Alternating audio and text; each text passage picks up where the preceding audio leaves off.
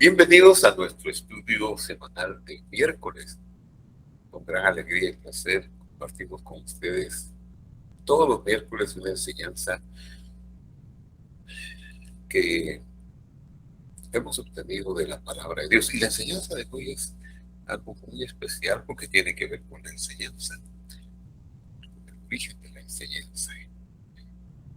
Aunque el tema David no dice mucho en sí, pero al abrir ese tema, eh, veremos que David es una riqueza de enseñanza la que nos está presentando. Como se trata de enseñar la palabra de Dios, pues quiero pedirle a Él que nos bendiga con su sabiduría y su gracia. Oremos, Padre que estás en el cielo, en el nombre de Jesús. Te doy gracias por la oportunidad de compartir con todos aquellos que se acerquen a nuestras plataformas de las redes sociales, de YouTube especialmente, Facebook,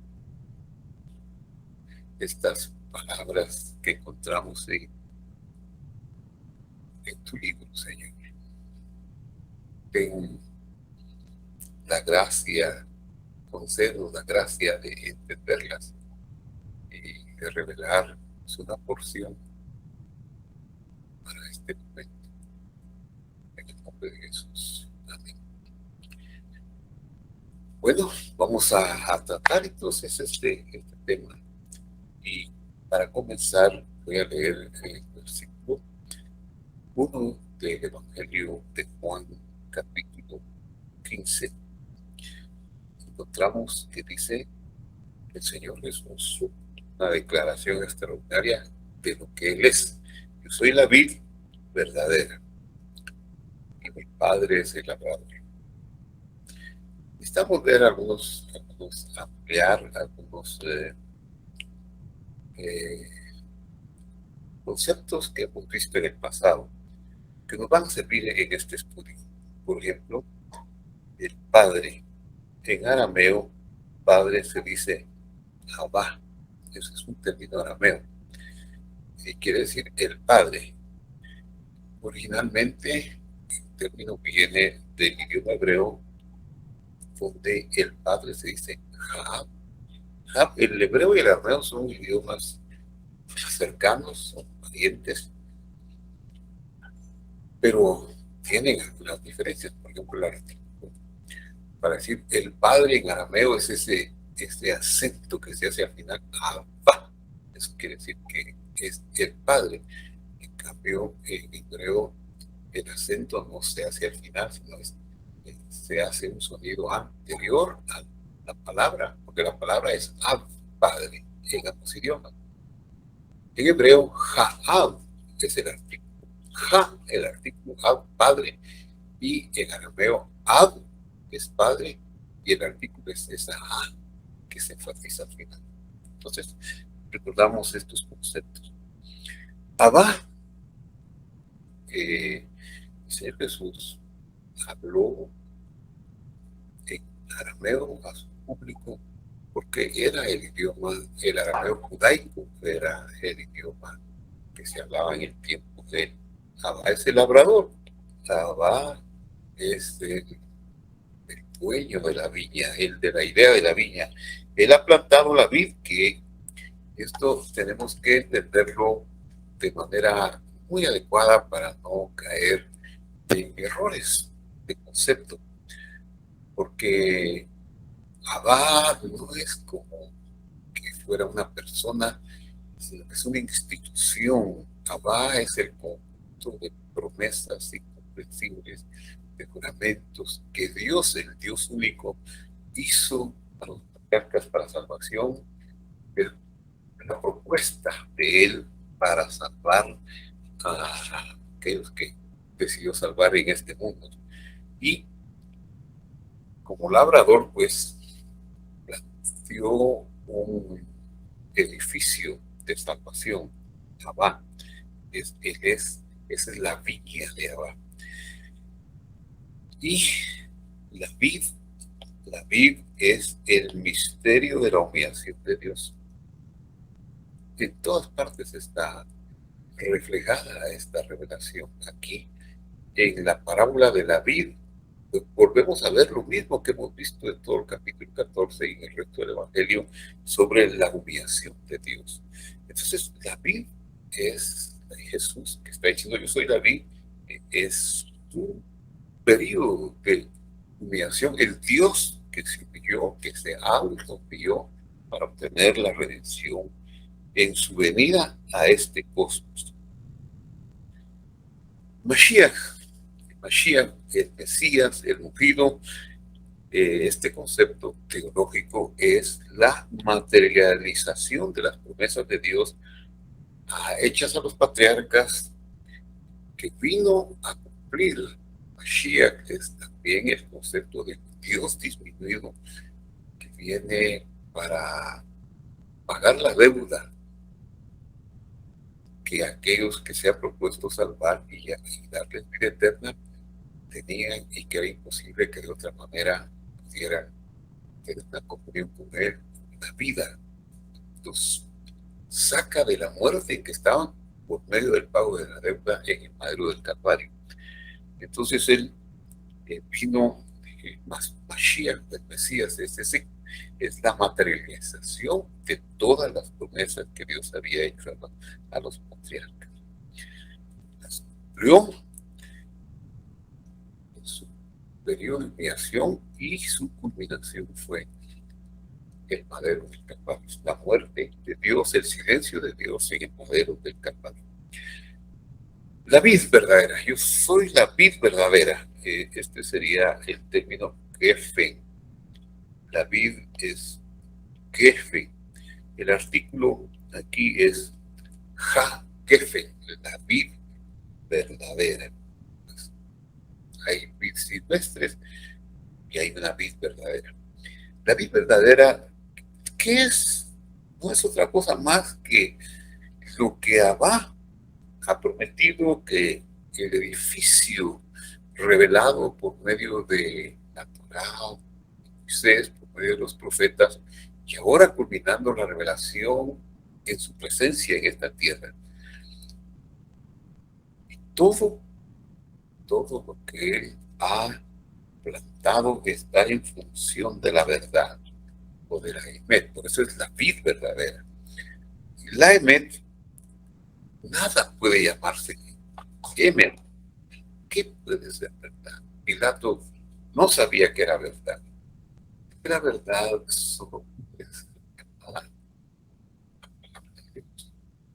Nosotros no podemos atribuirnos el derecho a ser poseedores de la verdad. Sí podemos decir que estamos aprendiendo de la verdad, aprendices de la verdad, pero no podemos despreciar a nuestros colegas que están en el ministerio de la predicación y de la enseñanza, pensando que ellos están errados y que la verdad la tenemos nosotros, porque la verdad es una posesión divina, es su palabra, es revelación, y nuestra mente es tan pequeña que sería un orgullo pretender decir que tenemos la verdad. Caminamos hacia la verdad. Don Pablo Burgues, el misionero que vino en 1913 a Guatemala, enviado por la Junta de Misiones Presbiteriana de Nueva York, era un estudiante. Él se preparó en un seminario, estudió teología, filosofía, fue a Alemania 2 años para estudiar con los grandes sabios alemanes de la primera época, de los primeros 15 años del siglo XX.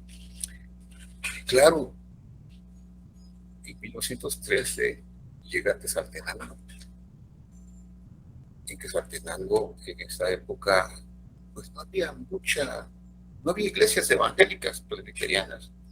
Él restaura el templo de la iglesia de Plymouth, que había sido establecido en 1898, el terremoto de 1902, con el cual surge el volcán Santiaguito como un hijo del volcán Santa María, y al nacimiento de ese volcán causó un gran temblor en Quetzaltenango.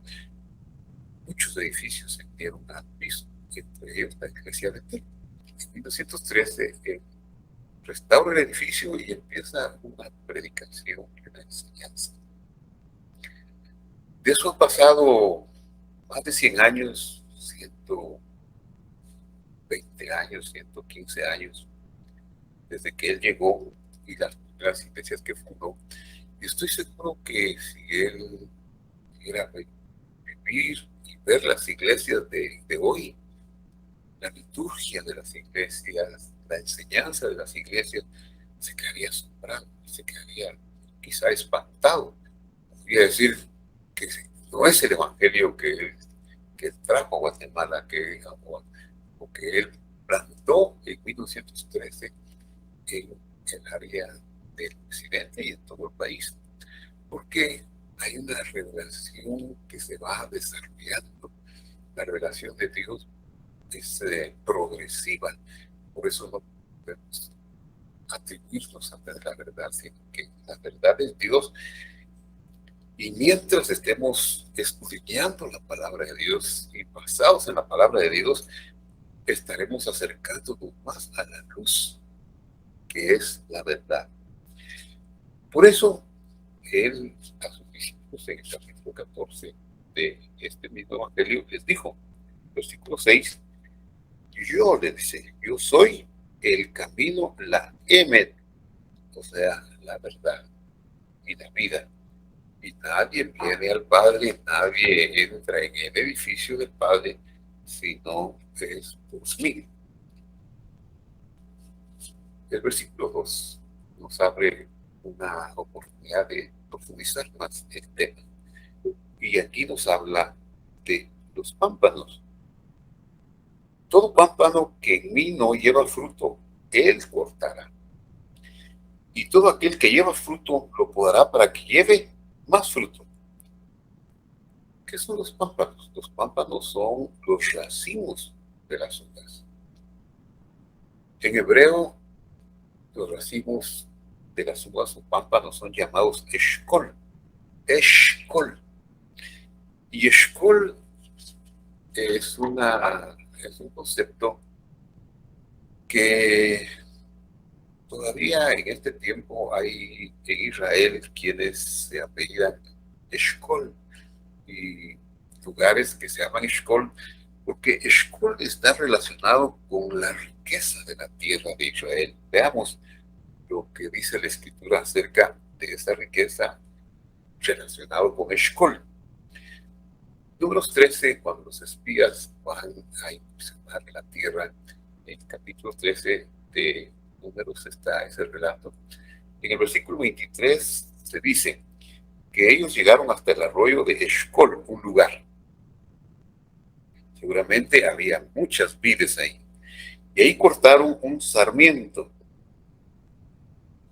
Semorá, un brazo, un sarmiento, con un racimo Eshkol, el racimo, el pámpano, el racimo de uvas es Eshkol, con un racimo de uvas, y era tan grande, tan hermoso el racimo de esas uvas, que dice que entre dos los llevaron en un palo, así como también llevaron granados e higos.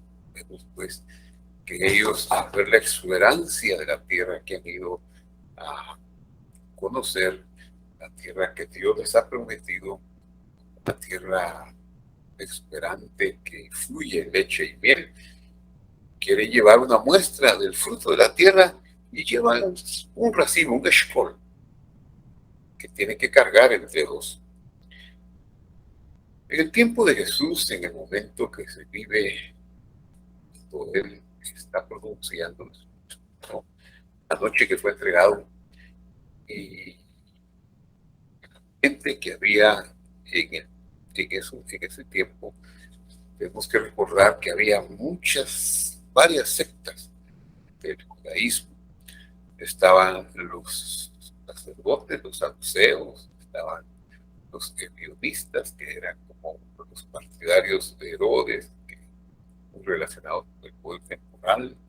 Estaban los esenios, que decepcionados de la corrupción en el templo, que ya no seguía la línea de Aarón, se fueron fuera de Jerusalén y formaron una comunidad como a 40 kilómetros, la cual hemos llegado a conocer el lugar de Qumran. Estaban los fariseos también, que no estaban simpatizando con el templo por la misma razón de no considerar a quienes lo dirigían como puros. Entonces, ellos son los originadores de lo que se conoce como la sinagoga, la eclesía, esa asamblea que no estaba en el templo. Y ellos en esa sinagoga se establecieron escuelas de estudio de la palabra de Dios, de la Torá. Y al estudiar la palabra llegaron a tener bastante conocimiento. Pero repito, la verdad siempre es Dios. Y quien es la verdad es la vid verdadera, que es el Señor Jesús. Pero ellos se llegaron a llamar, tomaron la palabra Eshkol para darse un prestigio y un título. Y entonces formaron en aquel tiempo un acróstico con la palabra Eshkol. El acróstico que formaron fue Eshkol, tomaron las dos primeras letras de donde sale la palabra Ish, que significa un varón, hombre, y Ishkol, que significa todo, y el término era completo, era Ishakolbo.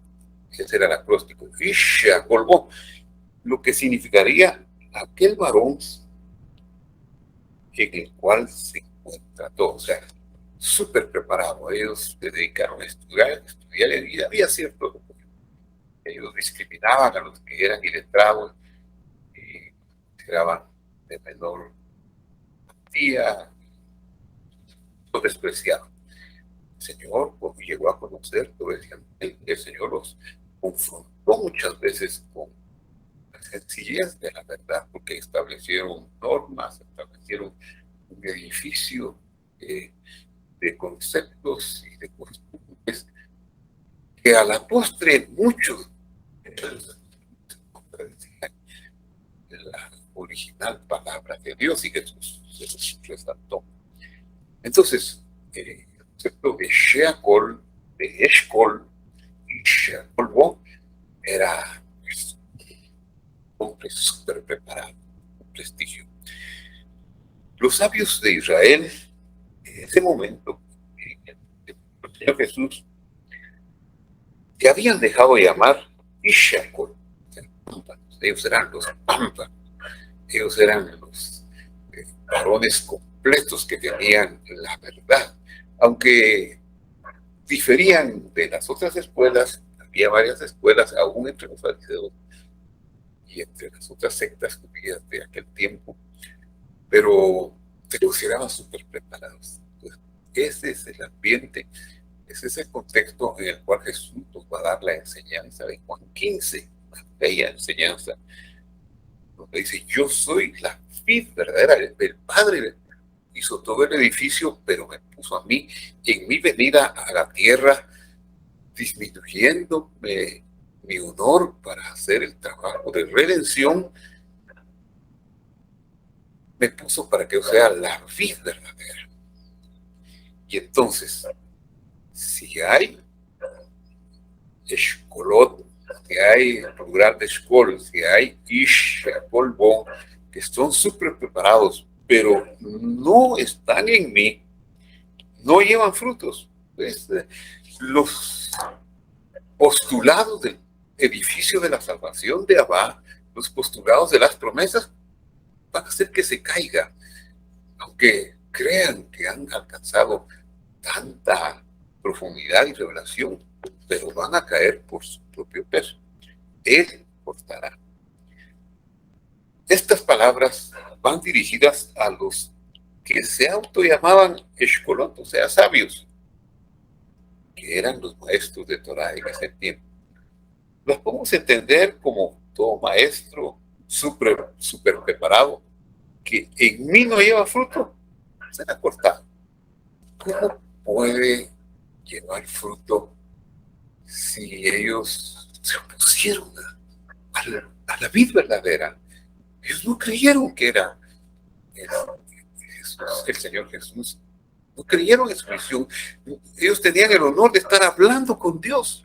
Claro, con Dios Mesías, en la función de disminución, con Dios que se autoimpuso una humillación para poder tener un silencio de 3 días, derramar su sangre y pagar nuestra deuda.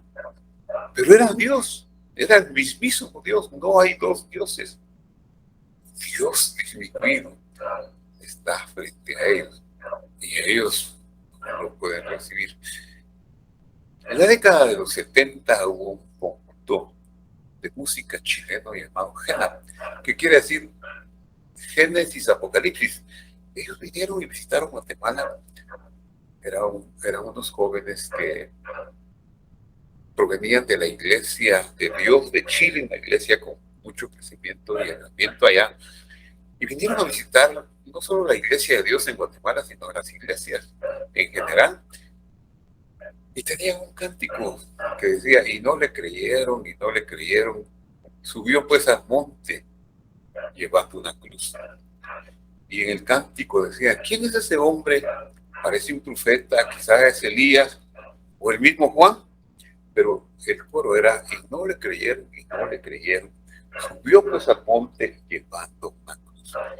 Es que es tan difícil creer que la única vez que Dios ha venido a este cosmos, bueno, ha tenido este cosmos muchas visitaciones de Dios a través de sus mensajeros, de sus ángeles que vienen a leer los decretos para Abraham, decretos para Moisés, decretos para los profetas, pero Dios en persona nunca había venido, porque si Él hubiera venido en persona, nos destruye todo el universo por su santidad, su grandeza y su luz.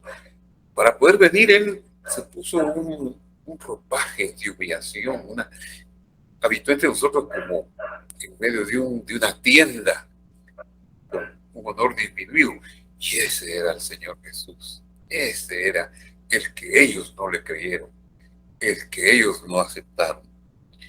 Entonces, el que no confiese la obra en el nombre del Señor Jesús, la obra que el Señor Jesús vino a hacer, el que no reciba a Jesús, puede ser un maestro muy grande, pero será cortado. Su obra se quemará, no tendrá durabilidad, porque la verdadera vida es Él. Sigo leyendo el versículo 2 del capítulo 15. Y todo aquel maestro, todo aquel eshkol que lleva fruto, lo podará para que lleve más fruto. O sea, el maestro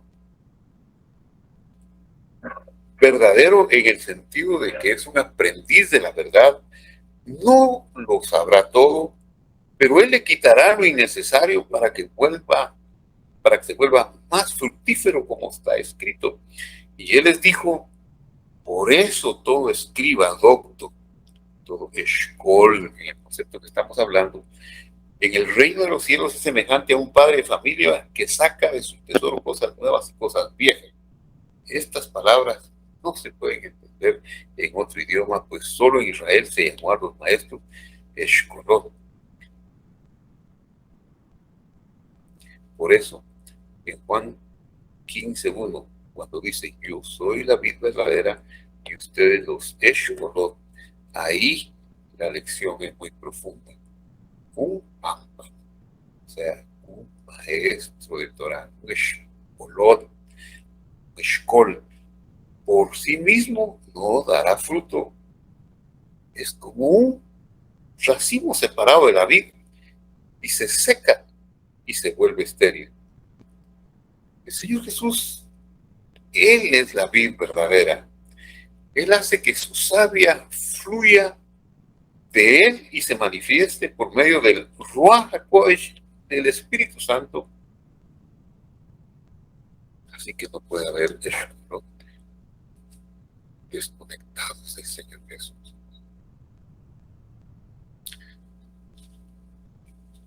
Yo recuerdo, como he contado en algunas de las enseñanzas sobre, hablando de mi testimonio, como así en un pueblo de Quetzaltenango, Pablo Burgues y otros misioneros llevaron el evangelio a mis antepasados, a mi abuelo, a mi madre, a los abuelos Santizo, también a, a mis padres Vázquez, pero primero llegó el evangelio a mi abuelo Isabel Santizo, y la casa de mi abuelo se convirtió en un lugar de visitación de los misioneros. Mi abuelo incluso llegó a dar una parte de su casa para hacer un templo y formar una iglesia, que era una iglesia hija de la iglesia presbiteriana de Sibilia. Así era la pasión de ellos. Mi madre desde niña tenía esa pasión para recibir a los misioneros. Se casó y se fue a otro pueblo de Sibilia, de una aldea de Sibilia. Se fue a vivir a Cabricán, que es el pueblo donde yo nací y crecí. Pero a ella le quedó aquel amor por la palabra de Dios y por los mensajeros de la palabra de Dios. Y ella quería que sus hijos, tres, nosotros, ella enviudó cuando nos tuvo a los tres, después de tener a mi tercer hermano, me enviudó. Cuando crecimos y llegamos a la edad de estudiar, su pasión fue sacarnos a estudiar a Quetzaltenango. No había más estudios que primaria en Capican. Y cuando yo me gradué de secundaria, ella me dijo, mira, mi hijo, ¿no quieres ir a estudiar al seminario presbiteriano de San Felipe? Ay, mamá, le dije yo, quiero ir al seminario presbiteriano, yo no quiero ser pastor. Los pastores se mueren de hambre, le dije yo quiero ser un profesional y yo te quiero ayudar con mis hermanos, yo quiero estudiar en la universidad, así que yo me voy para Guatemala, en la primera oportunidad que tenga me voy, quiero estudiar en la universidad. Pues yo seguí mi vida, me vine, trabajé en la patria de Shela, vine a trabajar a la patria de Guate, me puse a estudiar, conocí a mi esposa en la universidad en los primeros años, nos casamos, empezamos a tener nuestros hijos, y yo seguí estudiando y trabajando y buscando mejorarme en mis ingresos. Ese era mi deseo para darle una vida buena a mis hijos. Pero de repente me recuerdo muy claramente del 24 de junio de 1964. Ese año me gradué, hace mucho tiempo, hace 58 años. Como yo era becado en el Colegio de la Patria, tenía ciertas tareas que hacer. El colegio acostumbraba a tener servicios, un culto le llamamos, un servicio espiritual para todos los estudiantes de 15 o de 20 minutos. Cantábamos un coro, había un mensaje, había maestros que me gustaban mucho, como la señora Esther Domínguez, qué consejos los que nos daba, y había otros predicadores, había semanas de énfasis espiritual, también en el colegio llegaban predicadores de El Salvador, de la capital. Pero ese 24 de junio de 1964 le tocó a la promoción de perito contador. Yo era miembro de esa promoción. Yo me graduaba ese año. Y esa promoción, el 24 de junio, tenía que organizar el servicio. Ya éramos graduados, se supone que ya podíamos hacerlo. Teníamos unas compañeritas, Marinita Grijalva, Mary Jacobs, que pertenecían a la iglesia Betel, unas voces privilegiadas muy lindas que hacen, al organizar el servicio de 15, 20 minutos, se encargaron de decir que ya se iban a cantar. Pero ¿quién va a predicar? Los demás compañeros, que muchos no eran cristianos, pero yo era cristiano, quizá el único de la promoción. Y obviamente el que tenía que predicar era yo, ¿verdad? Así que me tocó el mensaje. Yo pasé, desde que lo supe, horas, días que hablo, pero todo en este mundo, todo lo que se programa y llega, todo, toda fecha designada se cumple. Se llegó el 24 de junio. Y usted dirá, ¿y cómo se acuerda del 24 de junio si hay tantos días y han pasado tantos años como para que usted tenga memoria de un día en especial? Sí, me recuerdo.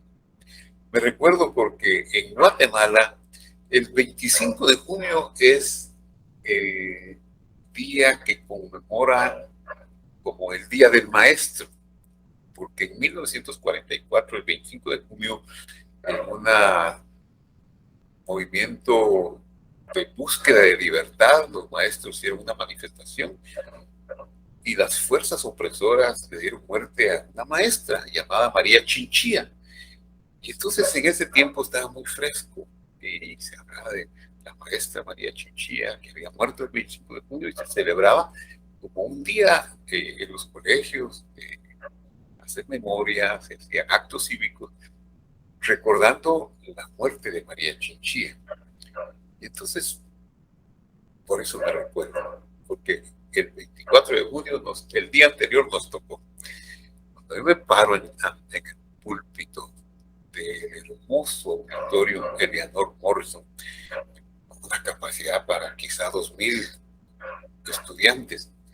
No estaba lleno ese día, pero estaban mis 120 compañeros de internado, las 140 compañeras de internado, los externos. Fácilmente había 500 personas. Y me paro yo ante ellos. Yo no manejaba el hablar en público. Yo no podía hacer. Se me hundió el piso. La verdad es que no recuerdo ni qué dije. Creo que me dieron 10 minutos de tiempo y yo en 5 minutos había hecho una confusión y un relajo en mi famoso discurso. Eso lo recuerdo muy bien. Entonces yo dije, después de eso, dije, yo nunca voy a predicar. Yo jamás voy a tomar el púlpito, ni para hablar ni para predicar. Y me retraje del uso de la palabra en público.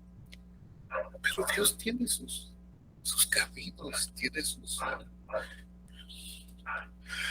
sus pensamientos que no son los nuestros. Yo seguía creciendo en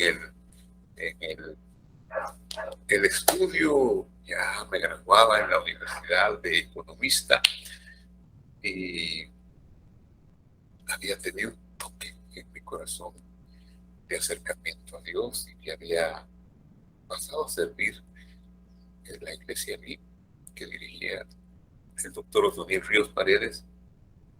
Y él una vez me dio la oportunidad de dar una escuela dominical, que se acostumbraban 2 servicios los domingos, una escuela dominical de una enseñanza y un devocional donde él era el que iba a ser como principal. Y de la misma manera ayuné, leí todo el libro del maestro y fui a hacer un relajo. Pero el doctor insistió y me volvió a dar. Claro, a los 6 meses, ¿verdad? No tan seguido. Otra oportunidad para enseñar y de repente algo se fue clarificando en mí y entonces tenía esa habilidad de conocer y empujar a los ministros o aspirantes a ministros jóvenes. Entonces ya me dio la tarea de hacer un matrimonio, un servicio matrimonial, de predicar en un matrimonio. Y ya me fui soltando. Y empecé a crecer, dejé el trabajo en la superintendencia de bancos, fui a servir a la iglesia durante 4 años. Y empecé a tener cosas tan interesantes. Mi teología, mi doctrina tal vez ha cambiado mucho al día de hoy y tal vez ya había cambiado respecto al 24 de junio de 1964, porque me pasaron cosas impresionantes. Por ejemplo, en casa, de dirección particular, recibí un fardo de libros que venían de Holanda, que se llamaba Institución de la Religión Cristiana, de Juan Calvino. Era una teología del famoso reformador del siglo XVI. Bueno, yo tenía un hambre de aprender y un deseo de servir a Dios, y así fui caminando. Eso, recibí una Biblia, la Biblia de Jerusalén, de un hermano, un pastor en México, Venegas, unas revistas de Pullman, California, que hablaban sobre el poder del Espíritu Santo. Me empezaron a llegar a la casa, y al mismo tiempo yo iba ejercitando ese ministerio en la iglesia, administrando servicios, la liturgia, las manifestaciones del culto, y fui aprendiendo bastante. Estando en el IM, empecé a ver que había cosas más allá de lo que decían las Biblias en nuestro idioma. Entonces,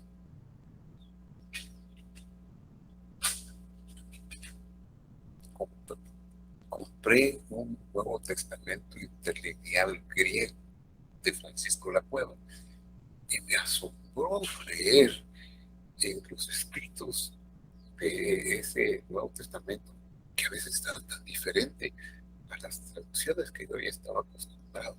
Había una luz más grande, y eso me apasionó. Entonces compré diccionarios de griego al castellano, el diccionario de Bain, una concordancia de Bain, y me enriqueció mucho saber que había palabras que tenían distintos significados. Se iría posesionando de mí interés más. Algo así como yo estaba siendo podado de aquellas ideas del principio. Pero me topé con el hebreo. La mayor parte de las escrituras de Dios están en hebreo, todo lo que le llamamos el Antiguo Testamento. Y ese era un idioma cerrado para mí, porque era pues, un idioma semítico, nada de caracteres. Y si ya el griego, que es un idioma indoeuropeo, ya me era difícil entenderlo, el hebreo era completamente de otro planeta. Pero recuerdo que una vez viajamos con el doctor Harold Caballeros. Él fue invitado a predicar en la Argentina a una convención que organizó el hermano Eduardo Ciposo, cuñado de Luis Palau. Era uno de los conferencistas, y había otros más. Fuimos con algunos hermanos, el hermano Abraham Flores y otros hermanos del Shanghái, que viajamos con él. Y caminando en una de las calles muy famosas de Buenos Aires, la calle de Corrientes, que tiene un tango, y fuimos a unas calles que ya no tenían circulación de vehículos porque eran comerciales. Entonces yo me fui platicando con el hermano Jaro, con el doctor Jaro Caballero. Yo le comenté, mira, le dije, qué caro es estudiar. Le dije, los colegios se han puesto muy caros desde que yo. Se detuvo y me dijo, le hablaba y me dijo, te voy a decir una cosa, atención, es más caro no estudiar, me dijo.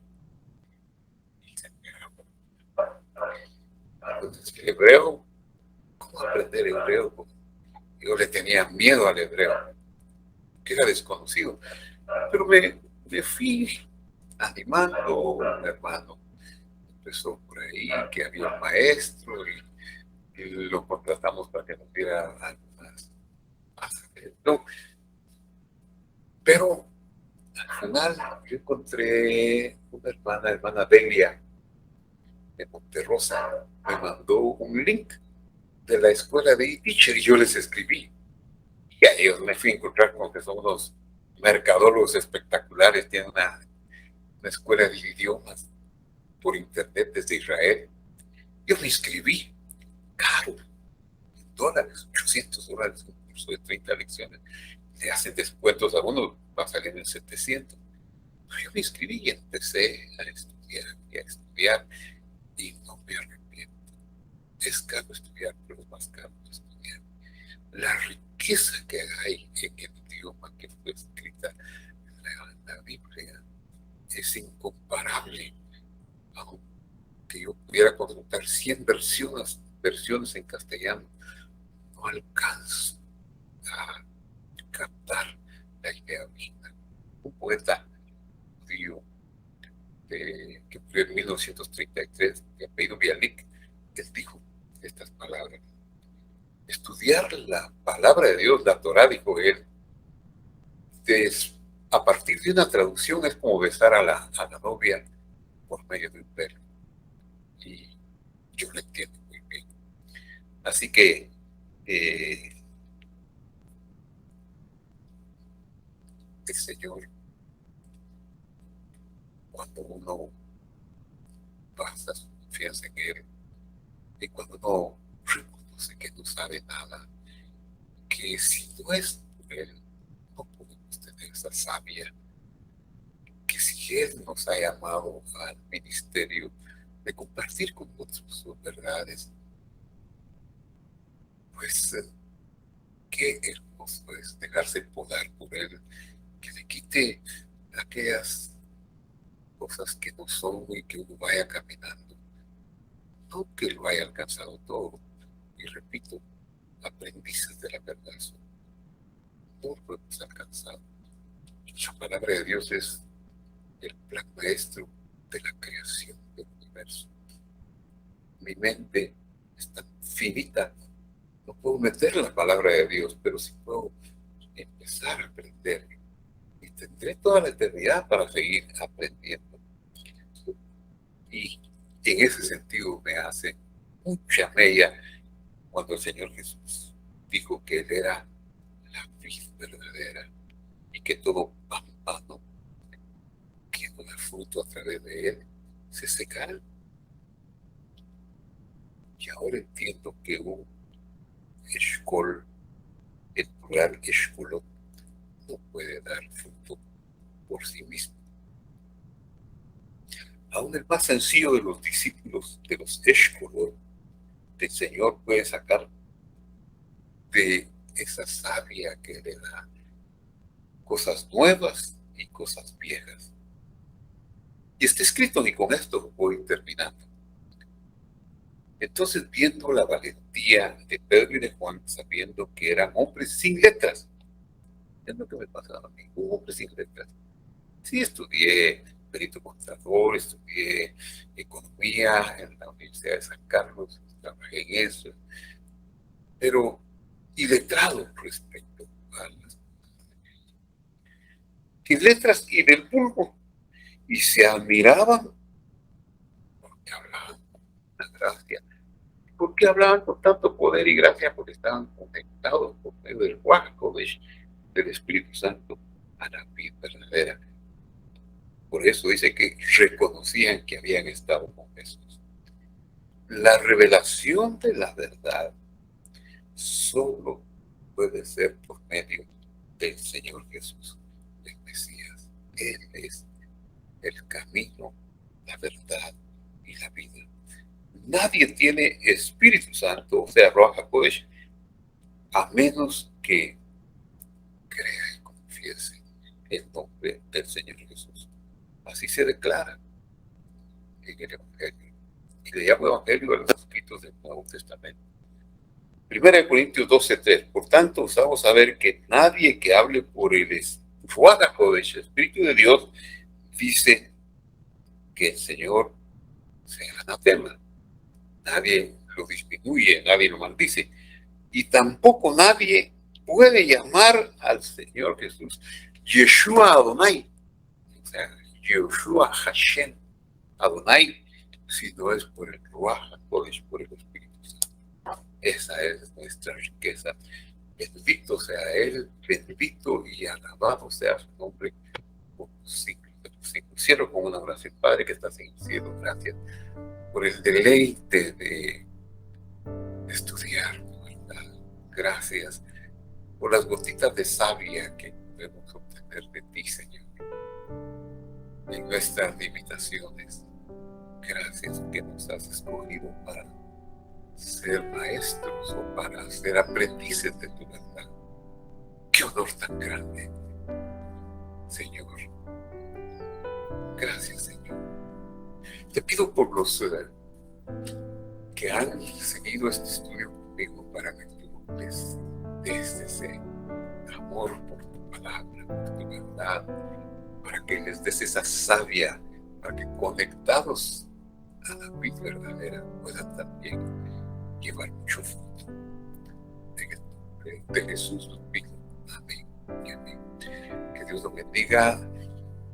Hoy, miércoles, tendremos un estudio similar de hoy en 8, pero en medio de la semana, es decir, el domingo, tendremos 2 servicios, uno en línea a las 9 a.m. hora de Guatemala y otro presencial a las 10 hora de Guatemala, que transmitiremos a las 11, a las 10:45. Lo invitamos, pero también lo invitamos a que se suscriba a nuestro canal, a que dé un clic y a que compartan esos estudios. Y lo invitamos a volver. Que Dios quede con ustedes, la paz y la armonía de Él sean sobre ustedes.